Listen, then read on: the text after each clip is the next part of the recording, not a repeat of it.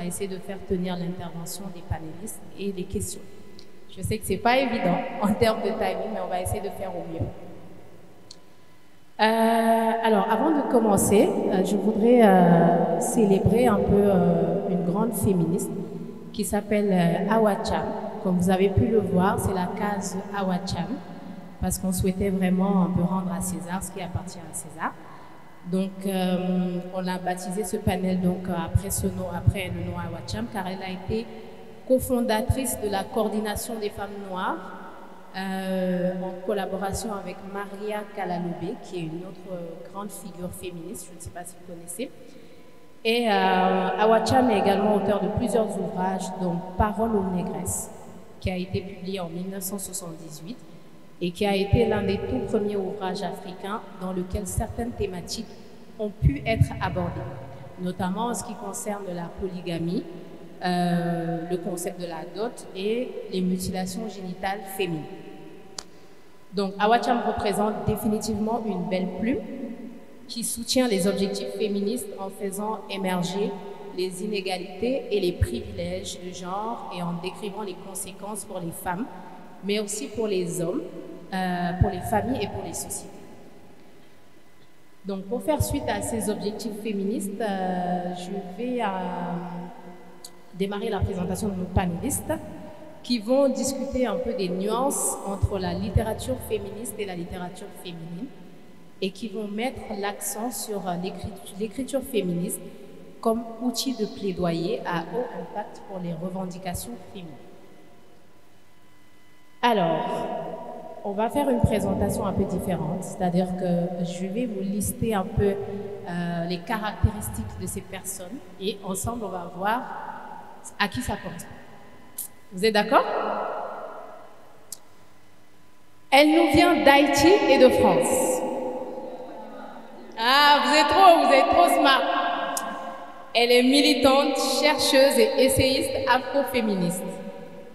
Elle est ancienne membre du collectif afroféministe Moissi. Qui sait ce que ça signifie Moissi en lingala? Femme, très bien.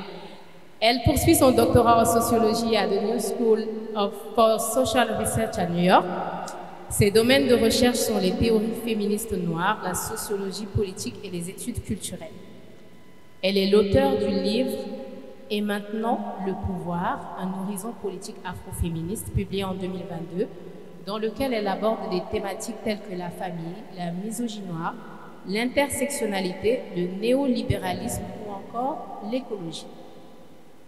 En 2015, elle cofonde la revue politique Assiégée et en 2021, elle crée pour l'organisation féministe haïtienne Neges Mahon l'anthologie féministe revue à l'assaut dont elle est directrice de publication. Mes chères sœurs, merci d'applaudir Fania Noël.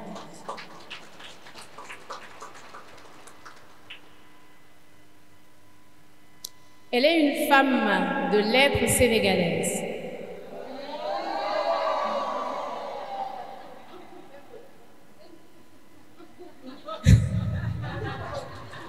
J'ai pas encore fini.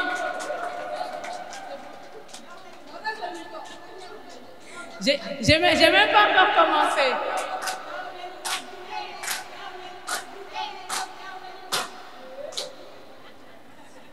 Elle a été fonctionnaire internationale successivement basée à Nairobi, Brazzaville et Lomé. Elle a travaillé autour de projets sur la planification familiale. Depuis 1994, elle se consacre principalement à ses activités d'écrivaine. Son ouvrage Riwan ou le chemin de sable, un magnifique récit autobiographique d'une intellectuelle sénégalaise revenue des illusions occidentales qui, en rentrant dans son village natal, devient la 28e épouse d'un puissant et paisible marabout.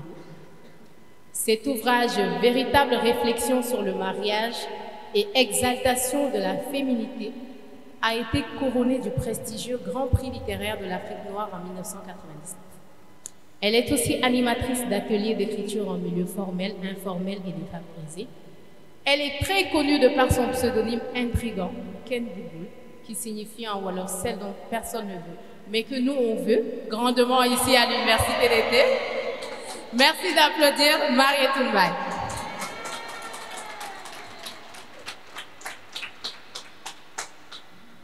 Alors, si je dis Annie Sokoma, qu'est-ce que vous me répondez? Elle est militante des droits des femmes. Elle utilise l'écriture pour défendre les droits des femmes et dénoncer l'injustice sociale, en particulier contre les femmes. Elle est auteure de 2 livres, Être une femme ambitieuse au Mali, paru en 2018, et L'éveil des silencieuses, paru en 2023. Elle est la fondatrice et présidente de Mali Women and Youth Empowerment, qui appuie l'autonomisation économique des femmes rurales.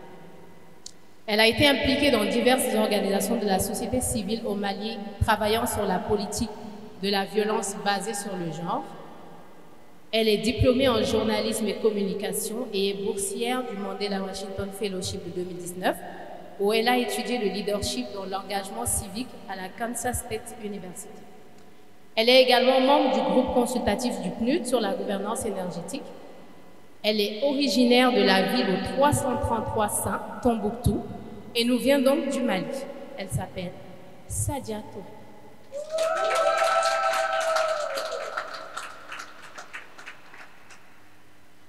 Alors, nous avons terminé avec la présentation de nos panélistes. Nous en avons une quatrième, mais qui n'est pas encore arrivée. On espère qu'elle nous rejoindra au cours de la session. Et à ce moment-là, on fera un stop pour refaire sa présentation.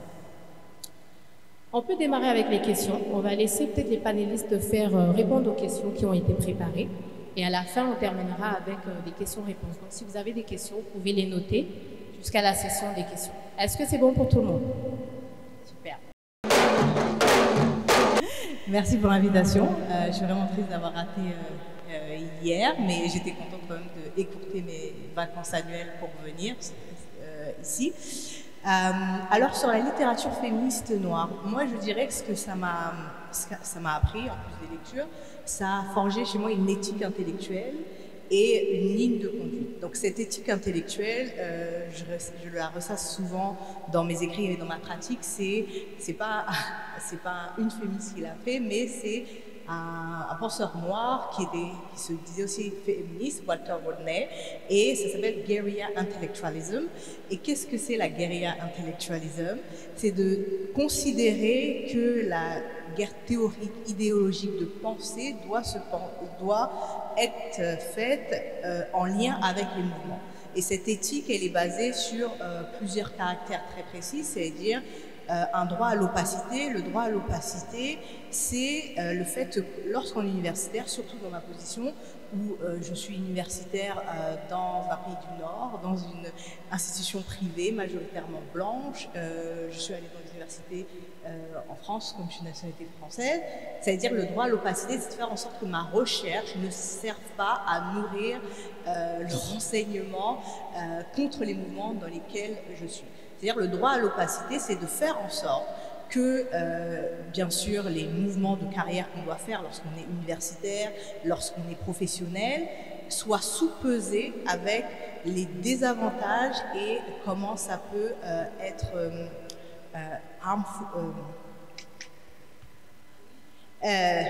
à risque pour les organisations dont on est membre. C'est-à-dire, c'est de ne pas devenir un native informant, c'est-à-dire un informateur interne, c'est-à-dire que pour pouvoir devenir dean ou etc., d'avoir des promotions, de faire des recherches sur son propre groupe et d'être en fait un formateur et pas redonner. Donc, il faut impliquer un droit à l'opacité, c'est-à-dire faire de recherches, mais considérer est-ce que cette information a besoin d'être connue maintenant, par qui et pourquoi. L'autre point, en plus de l'éthique, c'est-à-dire une exigence intellectuelle sur ce qui doit être dit, est-ce que ça doit être dit maintenant et la façon dont ça doit être dit. Et le troisième point, c'est l'aller-retour. L'aller-retour entre le monde universitaire et le monde militant. Sachant que ma position, et je pense que le monde universitaire, et je parle d'une position parce que je suis dans des universités basées en Occident, n'est pas décolonisable. Le monde universitaire, surtout américain, c'est la colonie. C'est-à-dire qu'on ne peut pas décoloniser la colonisation. Le monde universitaire, c'est la colonisation. C'est non décolonisable. Donc, ce qu'on peut faire, et c'est ce que Walter Rodney proposait, c'est de faire guérilla intellectuelle, s'en servir pour extraire des ressources. Moi, la première ressource que j'extrais du monde universitaire, c'est qu'avant, j'étais militante. Maintenant, je suis universitaire et Donc je suis payée en tant que professeur et dans mon doctorat, ça m'achète du temps. Et le temps, c'est vraiment très très précieux. Donc je peux réfléchir sur des sujets où avant, je n'avais pas le temps, en étant militante, en ayant un travail, etc. Donc j'achète du temps. Mais j'extrais aussi des ressources. C'est-à-dire que si je peux faire quelque chose qui peut me servir pour ma carrière et pour des organisations, c'est l'aller-retour. Et c'est comme ça que, par exemple, j'ai créé, conceptualisé pour Moissy en France, mais aussi pour Neges Marou en Haïti, 2 écoles poétiques féministes différentes parce que j'avais du temps. Donc ça, c'est l'aller-retour. Ça, c'est ça. C'est comme extraire le temps qui est payé parce que le temps, ce temps que j'ai pris pour conceptualiser, pour faire ce projet, pour coordonner, il est techniquement payé par le New School et les undergrad, ne dites pas à leurs parents, mais c'est ce temps-là que j'utilise, les livres que j'ai accès, etc. Tout ça, c'est parce que je suis dans une université privée qui me permet d'avoir accès à beaucoup de ressources. C'est ça que c'est extrêmement important. Et ça m'a appris, mais ça c'est en lisant Bell Hooks et aussi quand j'ai commencé mon doctorat, malheureusement, elle était déjà partie à la retraite parce qu'elle était malade, mais quand elle était dans mon comité, disait que notre travail, il doit servir en tant qu'universitaire un étudiant à la fois. Et c'est très drôle parce que quand je suis venue, j'ai reçu un email d'une étudiante sénégalaise américaine et qui me disait vraiment merci, qu'après mon cours, elle pensait qu'elle serait que médecin, docteur ou avocat et qu'elle a compris qu'il y a beaucoup de choses à faire et que maintenant elle veut être psychologue spécialisée sur les femmes noires. Donc, un de moins pour les autres et je suis contente d'être un élève à la fois.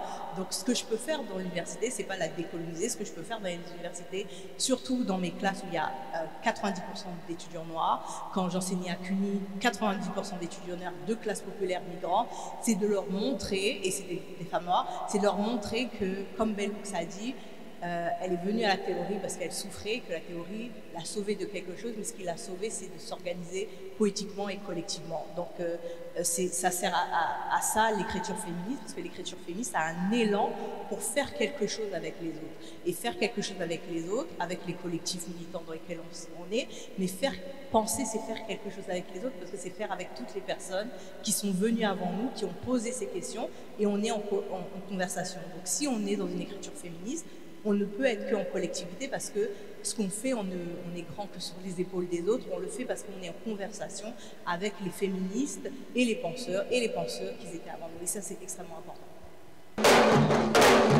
On me poser une autre question qui va toujours dans ce sens-là, qui sera cette fois-ci pour Sadia. Quels sont les défis auxquels les auteurs et autrices féministes donc de la région cette fois-ci sont confrontés lorsqu'ils abordent des sujets sensibles ou des sujets controversés, quand on sait que peut-être ce n'est pas les mêmes réalités. Il y a un défi sûrement en ce qui concerne l'accès aux ressources déjà en termes d'accès, et ensuite il y a un défi maintenant en termes de réception de la communauté en général. Bonsoir à toutes, merci pour cette question. Je suis très contente parce que on en parle rarement et d'abord j'aimerais exprimer toute ma reconnaissance d'être dans ce panel parce que cet après-midi, quand je suis venue, j'ai trouvé Ken Bouboul. Je pense que je lui ai déjà dit, j'ai lu presque tous ses livres et je pense que c'est l'une des femmes qui, on peut dire, ont forgé justement ce profil d'écrivain en moi. Donc ça, j'aimerais le dire avant de commencer. Donc les défis, c'est d'abord quand on écrit, c'est que d'abord avant d'écrire, c'est que moi j'avais un blog que j'animais depuis quelques années. Donc mes blogs abordaient sous forme d'articles ou même sous forme d'histoire. Et j'abordais bien sûr plusieurs questions comme l'excision, comme la polygamie et beaucoup d'autres sujets dont les gens ne prennent pas toujours position. Et donc déjà, juste à travers les articles, on questionnait au fait ma famille, c'est la fille de, voilà, c'est qui son mari ou autre personne pour la faire taire. Et quand encore ça vient encore dans le livre, c'est encore plus grand. Et donc c'est toujours les mêmes questions. Et ça c'est un premier problème. Pourtant c'est une question, pour moi je trouve qu'elle est très très patriarcale parce que quel que soit ce que les hommes écrivent, on ne va jamais questionner au fait c'est l'enfant de qui, c'est le mari de qui. Et donc, quand c'est nous, et même les questions qu'on aborde, si par exemple j'écris sur une femme qui a avorté, ou même si j'écris sur moi-même qui est avorté, on va toujours chercher est-ce qu'il n'a pas avorté par hasard? Donc il y a déjà cette problématique qui se pose pour ceux qui savent que le Mali, c'est un peu comme le Sénégal. Je suis une femme musulmane qui vient d'une famille très très ancrée dans les traditions, et donc on a même du mal à savoir au fait quelle est la part de tradition, quelle est la religion et qu'est-ce que la loi aussi dit. Donc il y a un dualisme qui est là, on ne sait plus qui on est. Donc ça c'est le premier problème auquel nous sommes confrontés. Et il y a la censure des éditeurs. Quand on propose des manuscrits, il faut toujours du politiquement correct pour eux. Non, nous on ne peut pas publier ça parce que. Donc il y a cette censure-là et malheureusement, surtout pour nous les jeunes qui commençons, c'est un peu compliqué parce que soit il faut pour un premier temps accepter cette censure, ou alors il faut aller en auto-édition qui est parfois aussi défavorisant quand on cherche à faire carrière ou même à se faire distribuer dans la sous-région. Donc ça c'est aussi un autre problème. Donc encore, oui, la censure et comme je l'ai dit, nos sociétés, bien sûr, nous venons des cultures, nous venons des familles et donc c'est déjà difficile pour nous de nous extraire à la société pour écrire. Donc ça déjà c'est un problème. Dès le processus de création déjà, on est confronté à tout ça. Elle aime trop se mettre seule, elle aime tout le temps être seule. Donc on attend toujours. Déjà, nous sommes une culture où on aime tout le temps être ensemble. Les gens ont horreur de la solitude, je ne sais pas pourquoi. Et donc, et donc quand déjà il y a quelqu'un qui aime beaucoup la solitude pour pouvoir écrire, surtout quand c'est une femme, parce qu'il y a encore plus d'attentes sur elle, voilà, elle doit s'occuper des gens, même s'il n'y a rien à faire, elle doit toujours s'occuper des gens. Donc, le fait de toujours se mettre ensemble, donc le processus de création, il est extrêmement difficile. Et pour l'Afrique, bien sûr aussi, c'est difficile qu'on vive de ce qu'on écrit. C'est difficile qu'on vive de cela. Et ce n'est pas, par exemple, comme en France ou dans d'autres où je peux faire que l'écriture. Et c'est ce que je sais faire, je n'écris. Et je donne à quelqu'un qui va s'occuper de me trouver un éditeur, qui va s'occuper de me trouver un contrat d'éditeur, de me faire vendre et tout. Mais ici, surtout en tant que jeune femme, on est obligé de faire tout ça. On est obligé d'être son agent, son propre agent, chercher l'éditeur, chercher à faire vendre, faire la promotion. Alors que ça, c'est très épuisant. Et ça fait même en sorte que souvent on a du mal aussi à écrire. Pourtant ça, c'est ça notre vocation et c'est ce qu'on sait faire de mieux. Donc ça, c'est un peu les défis. Le fait qu'on ne peut pas vivre de l'écriture, on est obligé de faire des boulots aussi à plein temps, qui aussi, la charge du travail nous empêche souvent aussi de nous concentrer et tue l'inspiration petit à petit. Donc ça, c'est un peu quelques défis.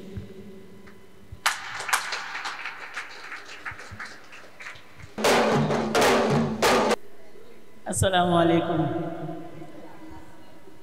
Bonsoir tout le monde, mes copines, mes copains. Il y a quelques copains. Et les camarades. Oui, ce que je veux dire pour quelqu'un de ma génération, tout à l'heure, je disais à ma âme qu'il faut que je fasse d'ici 2027 une dernière tournée d'adieu en Amérique du Nord, parce que j'aurai 80 ans. Donc, il faut que je puisse aller voir tous mes amis aux États-Unis, au Canada, passer par les Caraïbes, aller surtout dans mon pays qui est Haïti, parce que tout le monde sait que Ken Bougoul est haïtienne. Vraiment faire une tournée comme ça, et puis le reste... ce sera que du bonus. C'est-à-dire, quand moi je suis arrivée dans l'écriture, je n'étais plus dans l'eau. Donc, je pense que j'ai jamais été même dans les eaux. J'ai pas été dans l'eau. J'étais pas dans des situations en tant que femme de dislocation ou de face à un mur. Je n'étais pas dans des blocages en fait. Parce que quand je suis arrivée à l'écriture, j'avais déjà 35 ans. Et j'avais déjà vécu tout ce que j'écris, d'ailleurs, c'est ce vécu. Donc ce que j'écris, je l'ai expérimenté, je l'ai vécu. Et les premiers livres, d'abord, pour quelqu'un comme moi, je suis né dans les villages indigènes pendant la période coloniale, etc. Il n'y avait pas de bibliothèque, il n'y avait pas de livres, il n'y avait pas d'école, donc il n'y avait même pas de livres, il n'y avait que le Coran chez nous. Je suis la seule femme dans ma famille à aller à l'école, tout simplement parce qu'il n'y avait pas d'école. Et j'étais la Benjamine, donc c'est quand je suis née, quelques années après, qu'on a eu une première salle de classe. Donc, j'ai eu accès à un livre parlant de femmes, vraiment, c'était très tard, si on parle dans la région. Mais entre-temps, avant même de découvrir Awacham, Mariama Ba, etc., moi je vivais déjà en Europe, où j'étais déjà dans des mouvements de libération, le MLF à l'époque, en France, surtout à Paris où j'habitais. Et donc, on n'était pas à l'époque, à cette époque-là, parce que comme moi je parle toujours il y a très longtemps, en 1900 longtemps, donc il n'y avait pas de publication d'auteurs, même femmes ici au Sénégal, à part les poétesses. Et les poétesses, c'était les Anen Bay d'Erneville, c'était les Koumba Mbeng, Kirama Fall. On avait des auteurs femmes, mais qui étaient plus dans la poésie. Anen Bay d'Erneville a écrit un scénario. Je peux même, chaque fois je dis on doit travailler ça comme livre, surtout pour les gens qui s'intéressent à la folie, qui a écrit le scénario du film Kodou de Ababakar Sambo Maharam. Une fille qui a voulu, du milieu traditionnel, qui a voulu refuser, et la famille ne trouvant pas de solution, dit on va la traiter comme une folle. Et ils l'ont enchaînée à un arbre au milieu de la cour familiale. Parce qu'une fille ne peut pas dire non. Et pour justifier, on ne peut pas dire elle a dit non. On va dire c'est pas possible. Comment vous pouvez laisser votre fille dire non? Donc on l'a atterchée. Et quand les gens de la communauté venaient, et Kodou, Kodou elle est folle, on l'a attachée.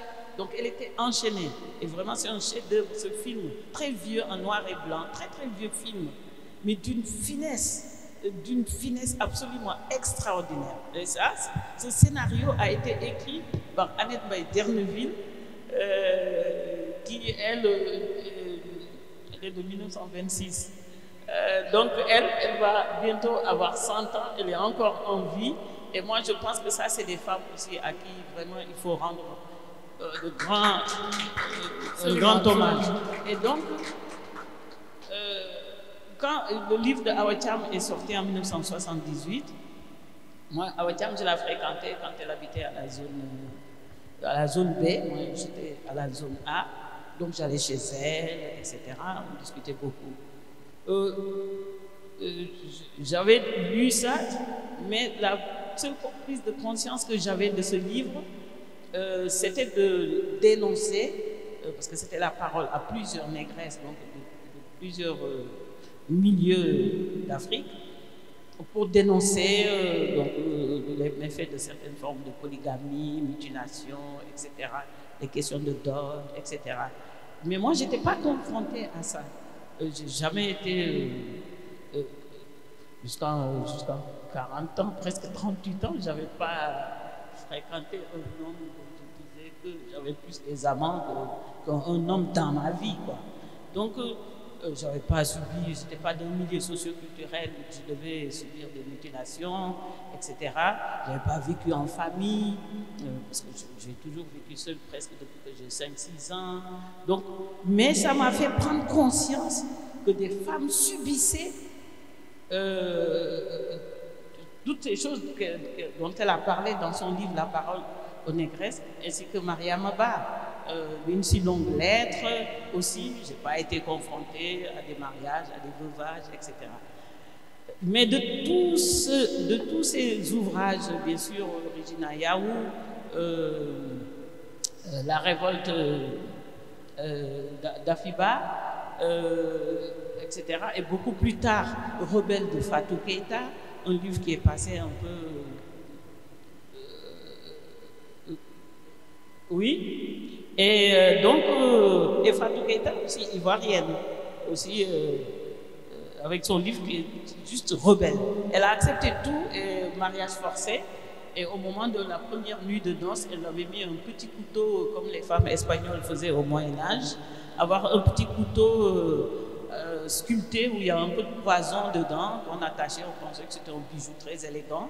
Et au moment de la première noce, avec ce vieux papa commerçant très riche, dans ce mariage forcé, elle a sorti le petit couteau pour attaquer le...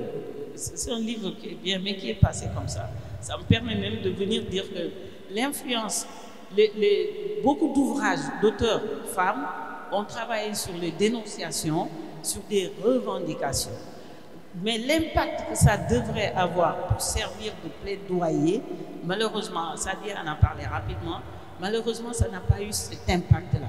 Parce que les éditeurs sont des hommes, il n'y a pas assez de promotion sur les œuvres féministes et féminines.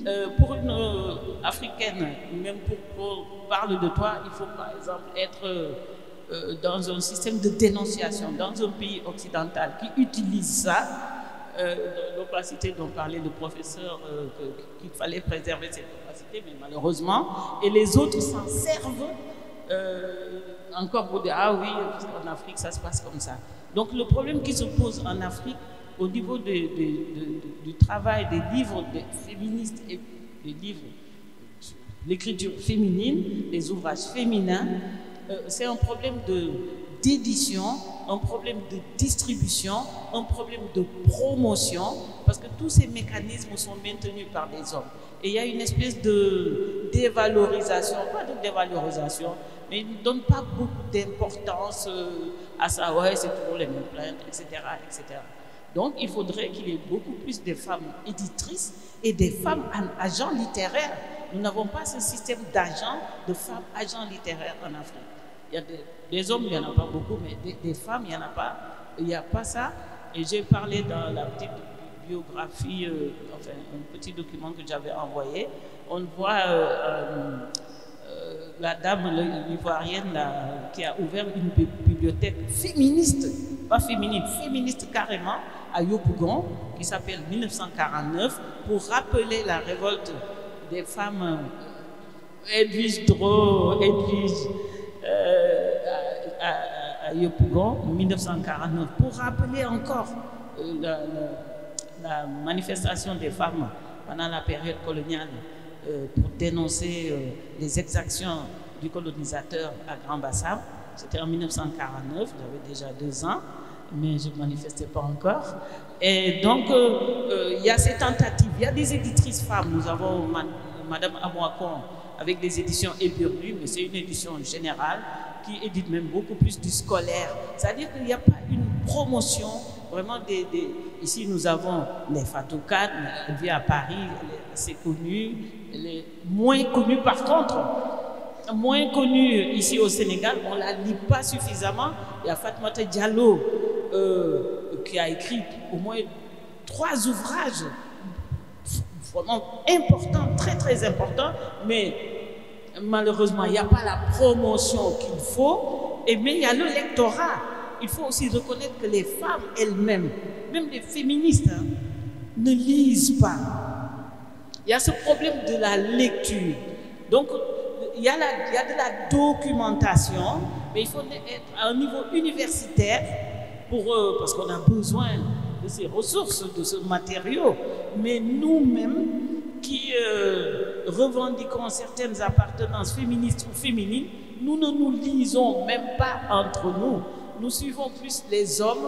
C'est plus facile de parler d'un auteur masculin que de parler d'une auteure femme, même pas féministe, mais tout simplement une femme. Donc, ça, c'est des choses qu'il faudrait revoir et essayer de voir comment. Donc, peut-être que dans une autre question, je pourrais répondre sur l'impact que ça a pour le plaidoyer.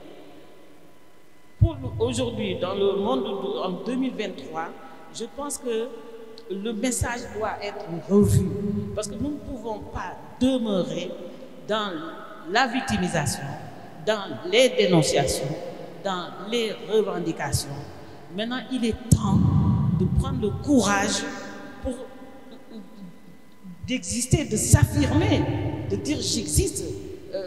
Parce qu'à partir du moment où une femme va se dresser, avoir le courage de dire j'existe en tant que quelqu'un, d'abord, qu'on la considère d'abord comme quelqu'un, parce qu'elle est toujours considérée comme une femme avec des connotations, ouais, c'est une bonne femme, c'est une femme, etc.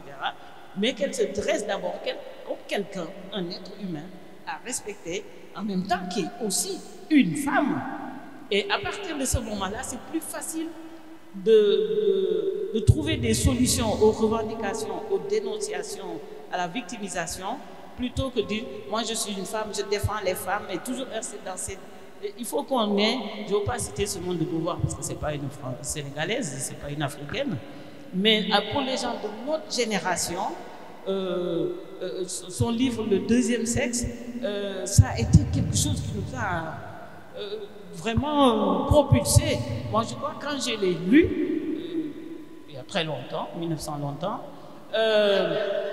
j'avais renoncé à l'époque, mais j'étais jeune, belle et riche, j'avais renoncé à porter, par exemple, des dessous de corps, des dessous, les linges, de porter des soutiens et des slips, parce que déjà, je me disais, ça m'aliénait même dans une féminité, le jabi, la dentelle qui faisait comme ça, etc.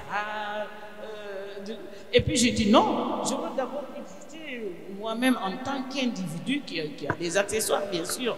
Et donc ça aussi, il faut qu'on arrive à ce niveau d'avoir le courage d'exister, de nous faire admettre comme des quelqu'un, comme des quelqu'un d'abord, et ensuite, puisque les accessoires sont là, tout le reste, tout ce qu'on a mis dedans est là, on ne va pas remettre ça en question. Moi, je suis une femme, je suis une féministe. Non, je suis quelqu'un, un féministe, même à la limite, même dire un féministe carrément. Donc, c'est pour ça qu'il faut qu'on revoie le problème de l'édition, de la distribution. Et aussi, dans les thématiques, il faut qu'on cesse de dénoncer sans apporter des solutions. Il n'y a jamais de solution. Il faut se lever et dire merde. Donc ça aussi, il faut qu'on ait le courage d'en arriver là. Merci beaucoup. Je vous laisse donner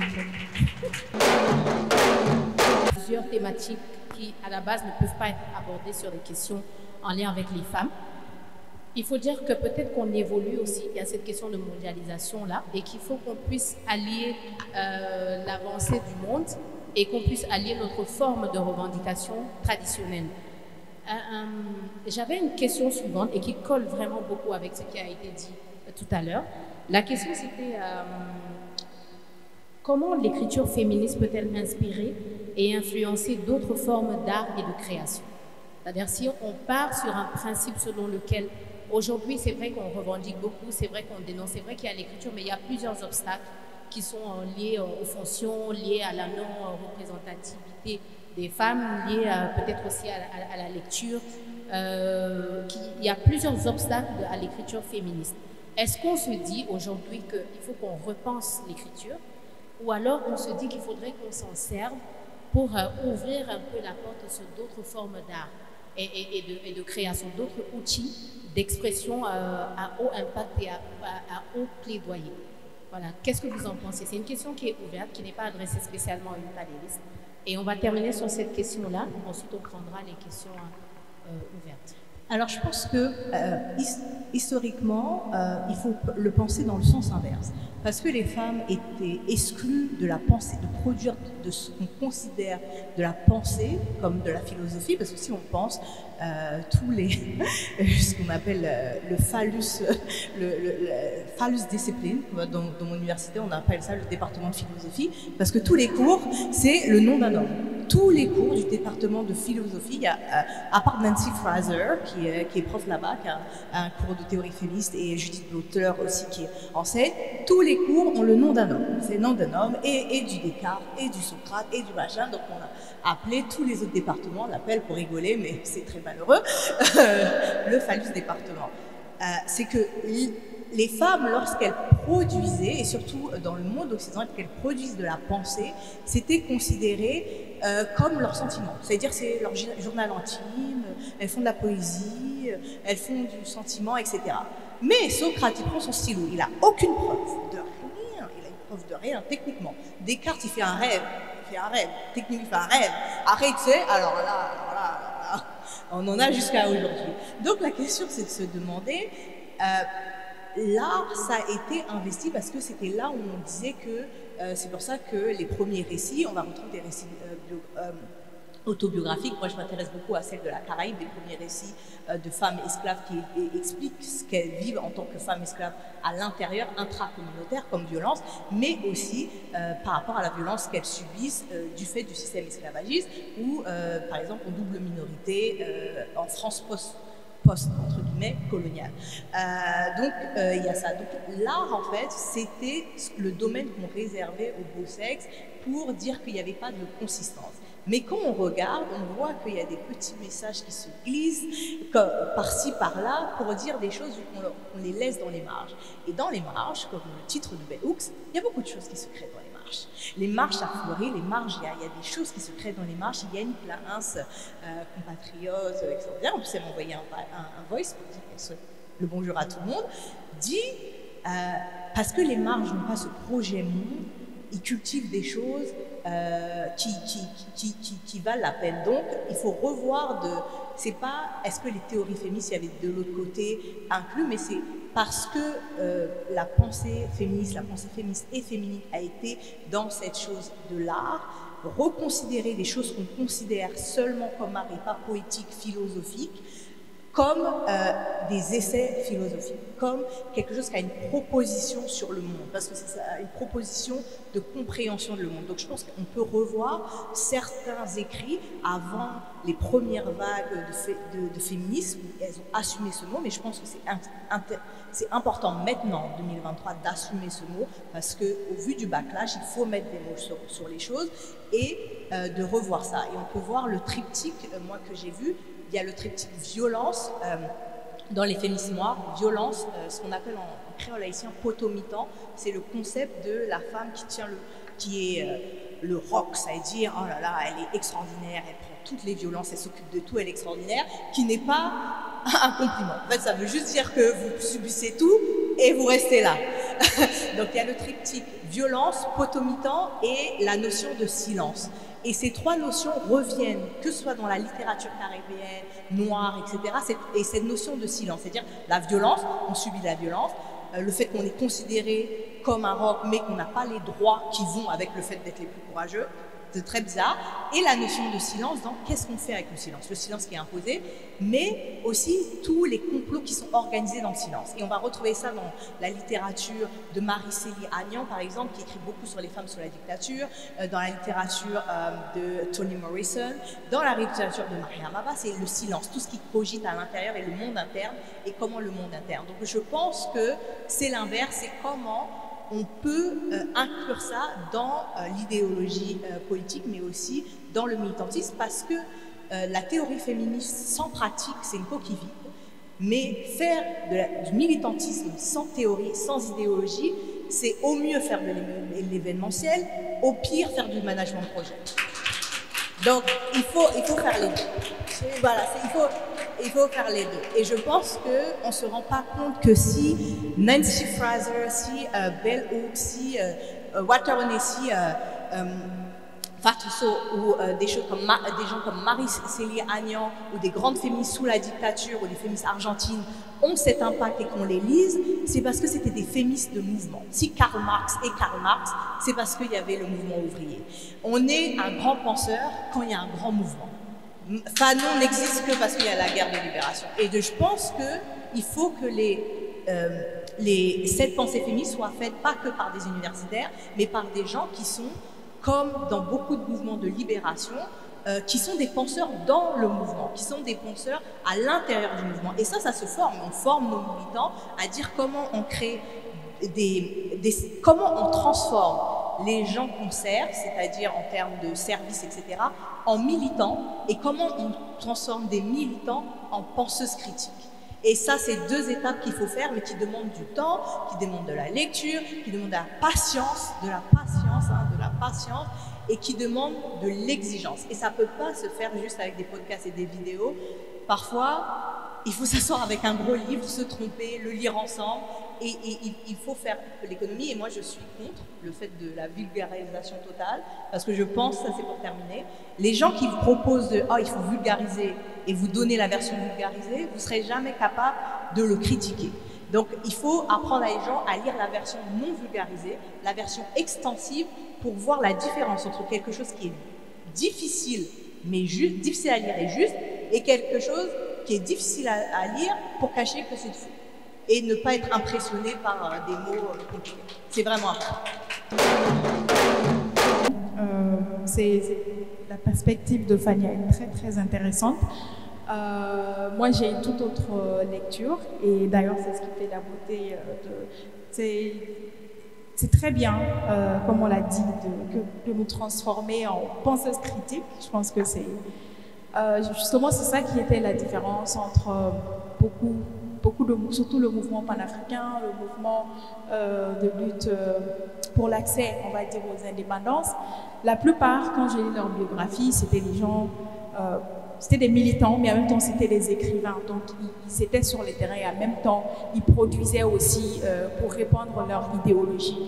Et donc, aujourd'hui, les choses ont évolué, la technologie est là et il y a beaucoup de féministes, par exemple, nous sommes des intellectuels, on peut les dire comme ça, mais il y a beaucoup aussi de féministes qui ne le sont pas forcément, mais qui sont intelligentes, mais peut-être qui n'ont pas eu les ressources ou la chance d'aller à l'école ou d'avoir accès aux mêmes opportunités que nous.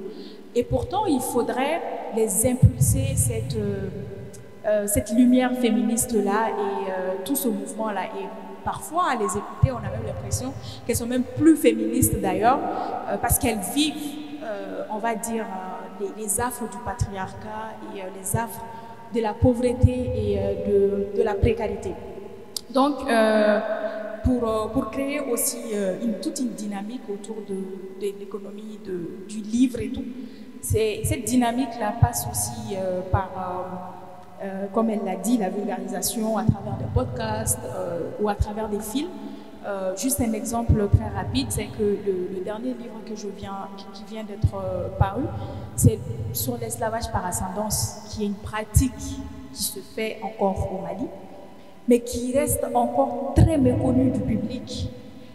Et moi, par ascendance, c'est-à-dire que bien avant l'époque coloniale, il y avait des tribus, il y avait des empires, donc quand il y avait des guerres entre deux contrées, les personnes comprenaient, voilà, les captifs de guerre devenaient des esclaves. Et donc, c'est ce système-là qui continue encore aujourd'hui dans ces villes-là. Et c'est très connu, hein. Je pense que tous ceux qui peuvent aller sur les réseaux sociaux, vous pouvez voir qu'il y a beaucoup de déplacements même de cette pratique-là. Moi, c'est en 2016 que j'ai appris que cette pratique continuait encore. Donc, juste parce que des gens sont nés de l'ascendance, des gens qui ont été des captifs de guerre, qui n'ont rien fait, et qui se retrouvent captifs, qui se retrouvent à vivre une vie qu'ils n'ont pas forcément choisie et qui sont des esclaves chez eux.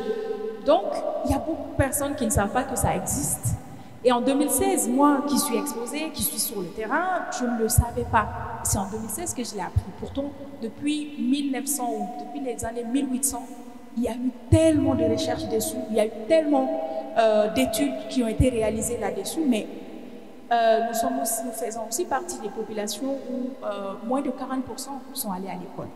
Donc, si on veut aussi amener ces changements-là, il faut aussi créer des dynamiques qui incluent ceux qui ne sont pas allés à l'école forcément ou qui ne comprennent pas rapidement ce que nous comprenons à travers l'écriture ou à travers un texte. Donc, c'est quand j'ai travaillé sur la question, en tant que chargée de programme, que j'ai eu accès à l'information, j'ai eu accès aux victimes. Et c'est pour cela que j'ai dit, je ne veux pas encore écrire le mot « un essai » dessus, parce que les gens ne comprennent pas à travers des essais et tout.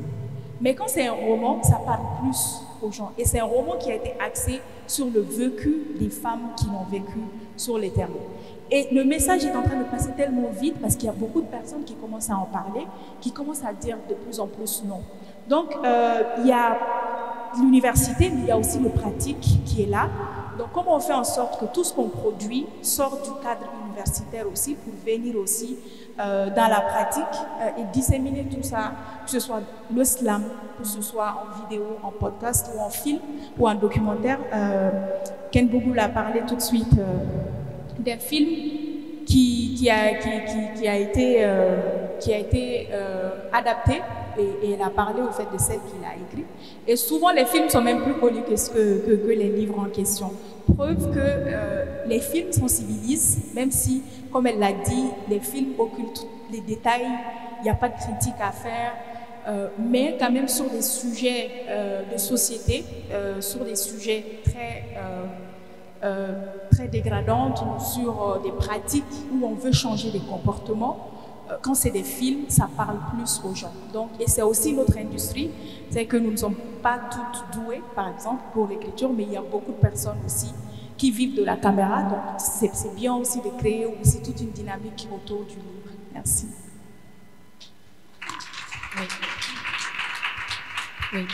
Oui, quand Sadia a soulevé le problème des marges, non, Fanny a parlé des marges. C'est très important parce que la plus grosse concentration se trouve au niveau des marges, en tout cas dans les pays d'Afrique, les pays pauvres, etc. Et ce sont des masses qui ont de l'énergie et qui n'ont pas de tabou dans leur réaction et leur comportement. Et c'est très important aussi que toute la création féministe doit essayer de toucher les marges, parce que les marges vont lui insuffler une force, une énergie qui va vraiment couvrir.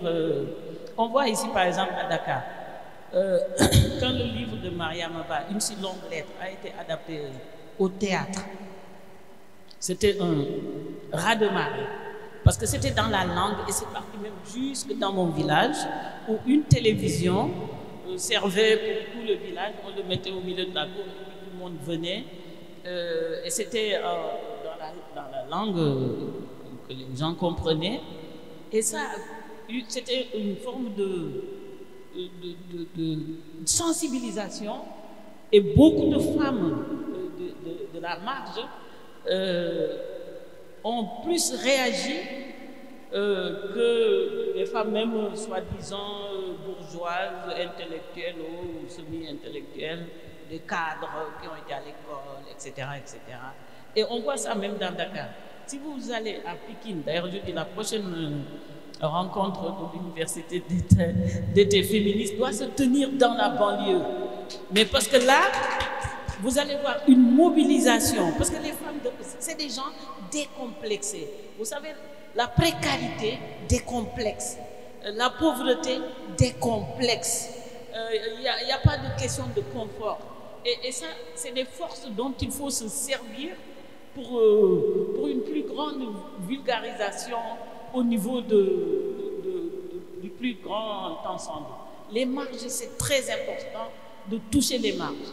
Parce que c'est m'en fout la mort, quoi. Parce que, voilà, parce qu'il y a de l'urgence. Et les femmes des banlieues sont beaucoup plus émancipées que les bourgeoises de Dakar, des Almadies, de machin, etc. Elles peuvent s'asseoir comme elles veulent, elles répondent de leur corps comme elles veulent, alors que nous, on est là, on doit se tenir bien, et puis elles savent dire merde. Après, on va dire qu'elles sont vulgaires. Quelqu'un les embête, fous-moi la paix, qu'est-ce que... Mais ici, non, on est... Donc, les marges, vraiment, dans la créativité, on doit les utiliser comme groupe cible et ça va donner une force, une énergie vraiment à tous les plaidoyers féministes Merci actuels. beaucoup. Merci beaucoup. La qualité de la modération, tu as bien géré parce que je trouve que quand tu es dans un panel avec Tata Ken Bougou, il faut vraiment... on l'adore, c'est notre patrimoine national.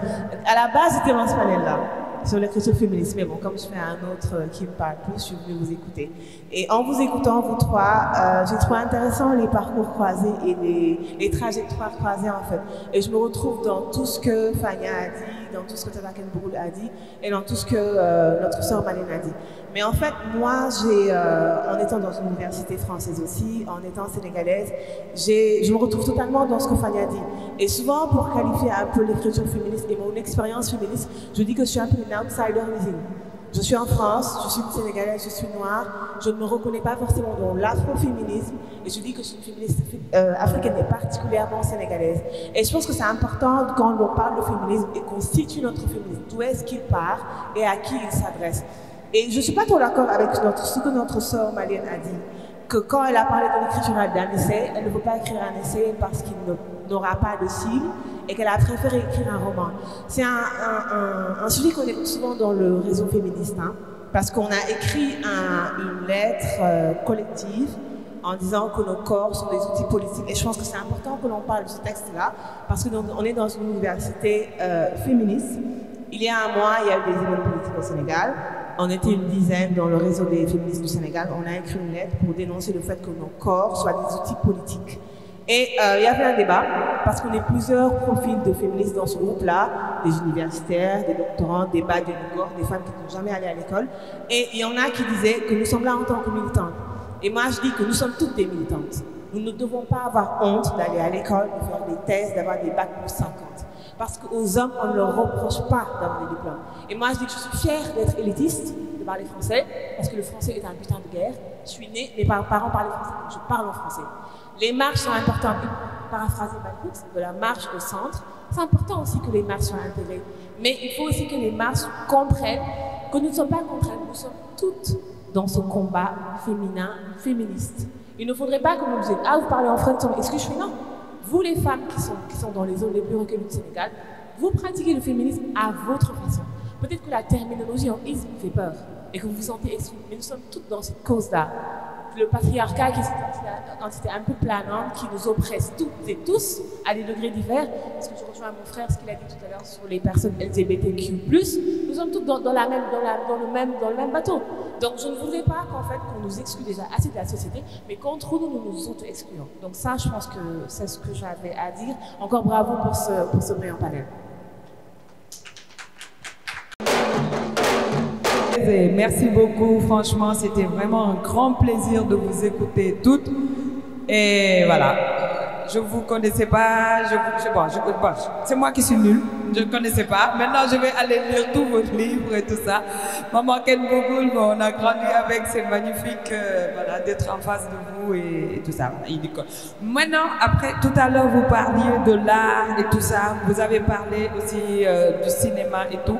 Je pense que la culture, on l'oublie parfois dans nos luttes féministes. Et c'est l'entrée, mais la plus rapide, la plus directe pour toucher.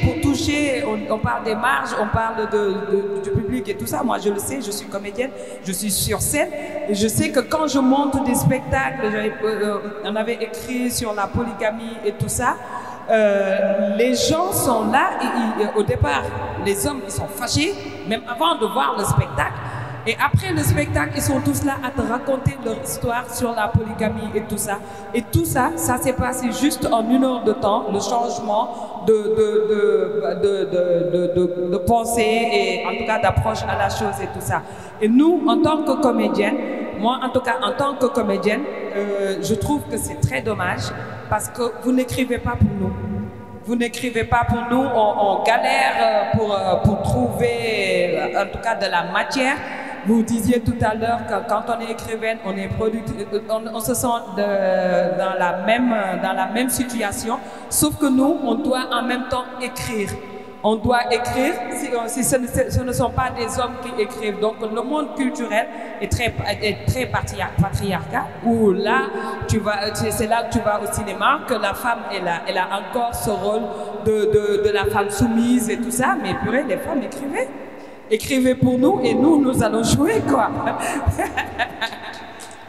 La question, elle est surtout pour Madame Ken Bougoul, que j'adore. Hein, au passage, je suis très contente aujourd'hui d'avoir l'opportunité, en tout cas, de poser cette question. Alors, moi, j'ai longtemps vécu à l'étranger. Je suis sénégalaise et j'ai l'habitude de dire sur les papiers. J'apprends encore à être une femme sénégalaise parce que, bon, J'ai 32 ans, j'ai fait presque 20 ans d'exil. La question que je voudrais poser, c'est j'ai longtemps été cette femme qui a eu beaucoup de mal à comprendre la femme, en fait. J'ai souvent critiqué, il faut qu'elle se batte plus, il faut qu'elle arrête de se laisser faire, il faut plein de choses.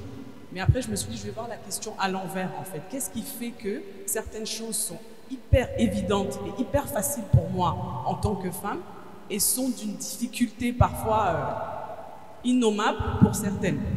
Donc, à travers, en fait, l'art, l'écriture, moi, je lis énormément, j'écris aussi. Je me suis dit, bon, je vais aller dans l'histoire.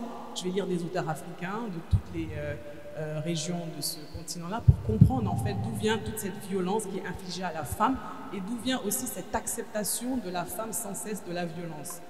Et j'ai juste une hypothèse, et vous me direz si je me trompe, c'est que je pense que moi, dans ma posture, j'ai le luxe de la pensée. J'appelle ça le luxe de la pensée dans le sens où, oui, je peux me permettre de me dire, il faudrait qu'on fasse ci, il faudrait que les femmes n'acceptent pas ci, parce qu'en fait, moi, je peux le faire. Je suis une bonne famille, j'ai les moyens, je vis bien, mais pour ces personnes-là, ces femmes-là qui n'ont pas cette possibilité de penser outside of the box, comme on dit, à cause de leur environnement, ou à cause de la pauvreté, ou à cause tout simplement d'un manque de ressources, comment on peut les aider, en fait, ou comment on peut les amener à voir leur environnement d'une manière différente. Est-ce que c'est en créant des événements, comme vous avez dit, dans d'autres environnements, un peu plus homogènes, comme la banlieue ou autre? Est-ce que c'est en utilisant nos langues, en fait? Parce que la langue aussi est une barrière pour ces femmes-là à accéder à l'information et aux ressources. Donc voilà, si vous avez des idées, en tout cas, pour nous permettre, nous, les jeunes femmes comme nous, qui essayons encore de comprendre notre environnement et qui avons juste beaucoup de chance, comment à notre tour, en tout cas, participer au mouvement féministe. On parlait tout à l'heure de la connexion entre la théorie et la pratique, et souvent on a tendance à snobber la théorie pour nous dire que nous sommes dans un univers qu'on ne comprend pas, et c'est pourquoi c'est très difficile de nous comprendre. Je me présente, je suis aussi académicienne aux États-Unis, et en tant que Sénégalaise qui parle Wolof, qui parle français, qui aussi parle anglais, des fois c'est très difficile pour nous de sortir de notre boule académique pour amener la théorie dans la pratique féministe. Mais comme on est en train de parler du fait que souvent les femmes ou les féministes en dehors de l'académie ne nous lisent pas, parce qu'elles croient qu'aussi on n'est pas accessible, parce qu'on utilise un langage théorique que peut-être elles ne peuvent pas comprendre. Et tout à l'heure, elle a parlé de l'utilisation de nos langues nationales. Je voulais savoir s'il y a des solutions pour pouvoir passer les messages, pour pouvoir sortir de notre bulle académique et venir vers les femmes qui ne peuvent pas lire ce français de France ou bien lire cet anglais de Shakespeare. Parce que quand on parle de décoloniser, il faut aussi réclamer notre culture et pouvoir nous imposer pour pouvoir dire que nous sommes des Africains, nous avons beaucoup de choses à apprendre au monde et refuser ce fait de s'aligner à l'Occident. Parce que je crois que la raison pour laquelle Bell Hooks a été très instrumentale, c'est son accessibilité. Le fait que Bell Hooks a pu faire du féminisme pour everybody. Et je crois que c'est ça qui nous manque, et je voudrais vraiment qu'on en parle de comment est-ce qu'on peut créer un pont entre nous, académiciennes, et les autres qui ne sont pas dans l'académie. Et sans pour autant dire que nous refusons d'être des académiciennes. Nous sommes fiers d'être des intellectuels, parce qu'on a bien bossé pour ça. Bien bossé.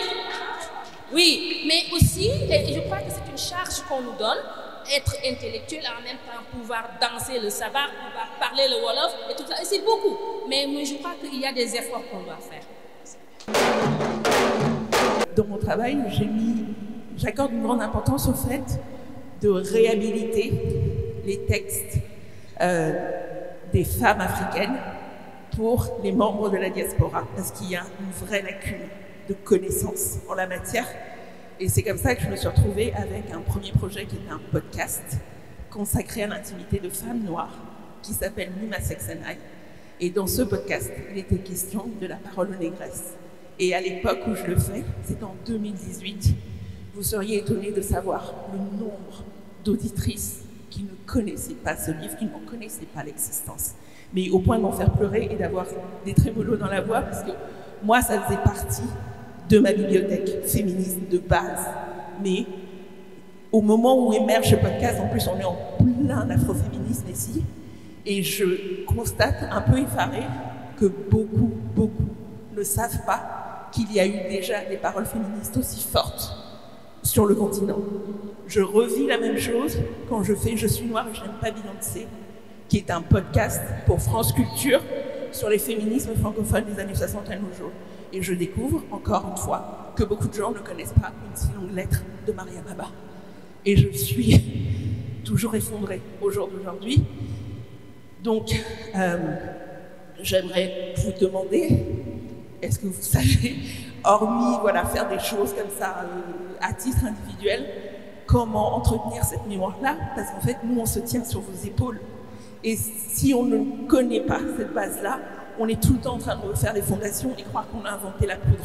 On n'invente pas la poudre. Vous êtes passé avant nous, vous avez déjà dit des choses à des époques. Vous avez déjà dit des choses à des époques qui étaient tellement plus difficiles pour nous, que ce que nous, on ne traversera jamais. Et je le sais à cause de vous, je le sais à cause de ma mère, je le sais à cause de mes tantes.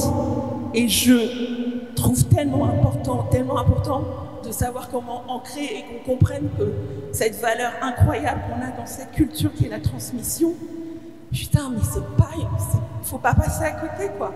Donc, si vous avez une recommandation, quelque chose à dire là-dessus, merci.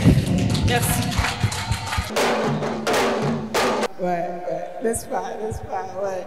Écoute, je dois le dire, c'est Ken Bougoul, tu es une femme que j'aime. Ouais, je t'aime.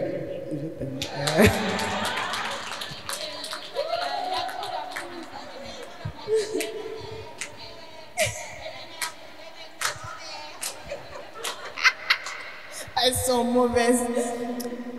Et c'est vrai, il y a l'écrit et il y a le vécu. Et si on aime Ken Bougoul, c'est vrai qu'elle écrit, c'est beau. Mais c'est le vécu, c'est vivre. Vivre et oser vivre en tant que féministe. Parce que nous parlons de choses, mais comme elle dit, oser vivre libre à des moments où, dans des périodes ou dans des environnements où c'était totalement interdit. Et je me dis, c'est ce que vous avez osé faire et vivre qui nous permet, nous, d'être là aujourd'hui.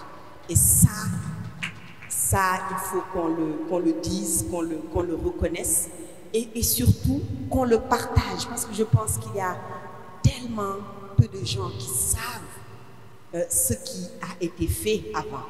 Les pas que Ken Bougoul, par exemple, a fait, a osé prendre.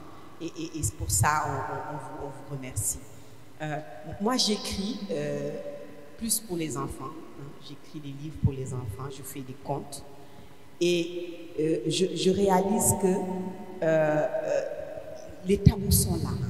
C'est sérieux. L'un des derniers livres que j'ai écrit commence par la phrase « Woy woy aïe, le coup sorcier m'a montré son pénis ». Et c'est une histoire qui parle plus tard de l'abus sexuel sur les enfants. C'est une histoire un peu fantastique. À la fin, bien sûr, on montre que ce coup sorcier peut être sous n'importe quelle forme, etc. Et je réalise que les parents ne veulent pas. Et on me dit, mais pénis, est-ce qu'on peut changer le nom? Mais j'ai dit, mais c'est un pénis, qu'est-ce que c'est ça? Je vais l'appeler comment? Voilà. Mais j'ai un souci parce que comment tu fais pour que les enseignants, les parents, les systèmes scolaires, etc., ne boycottent pas le livre? Parce que dès qu'ils ouvrent et qu'ils voient le pénis, ah bah écoute, comme tout à l'heure, voilà, les hommes sont un peu sensibles de ce côté-là. Ils ne veulent pas qu'on y touche ou qu'on en parle. Et ça devient un problème. Donc, c'est quelque chose que j'aimerais quand même mettre sur la table, sur comment on fait pour bousculer, parce que bien sûr, on dépasse le niveau des éditeurs, puisqu'ils ne nous éditent pas. Bon, nous, on va directement, on édite nous-mêmes. Mais après, la distribution, les barrages sont là. Et pour moi, il est important qu'on crée nos propres systèmes de distribution. En tout cas, c'est en fait, je prends la parole pour vraiment poser cette question-là. Comment on fait en tant que collectif féministe pour créer nos propres systèmes de distribution? Je veux savoir tout ce qui a été écrit par toutes les personnes féministes qui sont dans cette université, qu'on mette ça sur la table, qu'on mette la foire, les pièces de théâtre, les trucs qui sont écrits, etc. Et qu'on crée notre propre marché et qu'on sorte nos affaires et qu'on distribue nous-mêmes nos podcasts, etc. Même si on est dans la marche, on sera bientôt la marche majoritaire, tout simplement. Merci. Pour nous. Mais il y a aussi l'adaptation. C'est-à-dire qu'il faut partir d'un texte existant et de travailler ensemble pour l'adapter. Moi, quand j'ai sorti La folie et la mort, le fils de Kennedy, comment il s'appelle, Dani Kouyaté, avait sorti un film qui était presque dans la même vision que La folie et la mort. Il aurait pu adapter La folie et la mort. Ça, c'est des problèmes qui ont été souvent soulevés au FESPACO, le problème de l'adaptation. Mariama Ba, une fille longlette, c'est l'une des meilleures pièces de théâtre qu'on ait faites au Sénégal il y a plus de 30 ans, 40 ans, il y a très longtemps. Un chef-d'œuvre. Donc, l'adaptation, donc il faut être ensemble. C'est bien de chacune, mais il faut qu'on arrive à créer une synergie, une solidarité. Parce qu'un combat, ce n'est pas une question d'empathie, d'agrandissement, de gentillesse et de gros bisous. C'est vraiment c'est de l'engagement.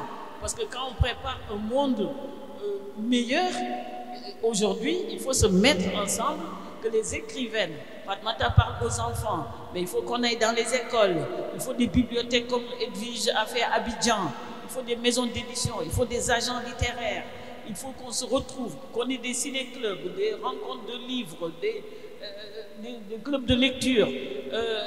Il faut qu'on insiste aussi au niveau de nos institutions, aussi, pour que les livres soient accessibles. Moi, je sais que c'est le problème de l'accessibilité. Et ça, c'est très, très important. Parce que sinon, la théorie, sans théorie, on ne peut pas pratiquer. On part de la théorie, on passe à la pratique. Mais il faut que maintenant, cette théorie soit pratiquée au niveau de la marge et au niveau de nous-mêmes. Et il faut que les femmes aussi, les filles, pardon, s'il vous plaît, lisez. Soyez curieuses. Merci beaucoup. Regardez, lisez, écoutez, rapprochez-vous, soyez ensemble. C'est fondamental. Merci beaucoup. On va devoir Fania une minute oui, et puis on va clôturer le panel.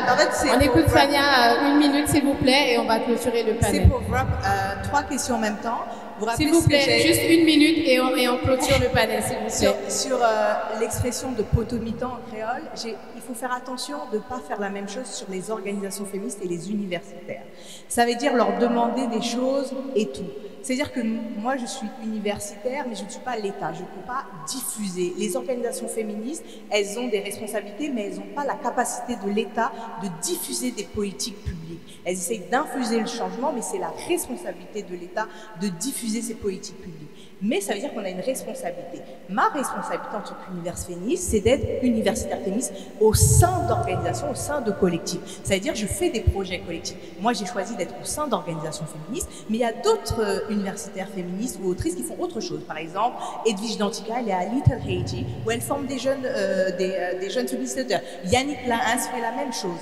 Il y a d'autres gens qui choisissent d'autres formes. Donc, ce qu'on peut faire pour diffuser la pensée, au lieu de ne pas devenir des savieurs, on pense qu'on va apporter la lumière, c'est d'être à l'intérieur d'organisations et de faire le travail au même niveau que les autres. Et l'autre question sur les artistes, il y a sur cette question des organisations féministes, elles ne peuvent pas tout avoir. Parfois, il faut juste se prendre au bras le corps et le faire. Par exemple, en Haïti, actuellement, il y a le festival féministe de Néguès Marron, qui est un festival organisé et qui est que par des comédiennes et des dramaturges. C'est-à-dire tout le festival, c'est que des pièces de théâtre, du cinéma, des performances, c'est que des artistes. Elles ont créé leur propre collectif et elles écrivent, elles font comme ça. Donc c'est possible de s'organiser comme ça et de proposer, comme au Festival d'Avignon ou en Haïti, qui sont dans un contexte vraiment difficile et qui ont décidé de faire ça parce que d'autres organisations féministes n'avaient pas ça. Donc elles ont décidé de se regrouper et de faire ensemble. Donc c'est pour ça que je dis le concept de potomitan, on le combat dans nos sociétés patriarcales et familles, mais il faut les combattre à l'intérieur de soi-même pour pas demander à, que ce soit universitaire, écrivaine ou organisation féministe, de pouvoir tout faire. On fait ce qu'on peut. Merci beaucoup. Et on espère que c'est Merci. Merci beaucoup. Merci à toutes. Malheureusement, comme je l'ai dit, on a vraiment dépassé le timing.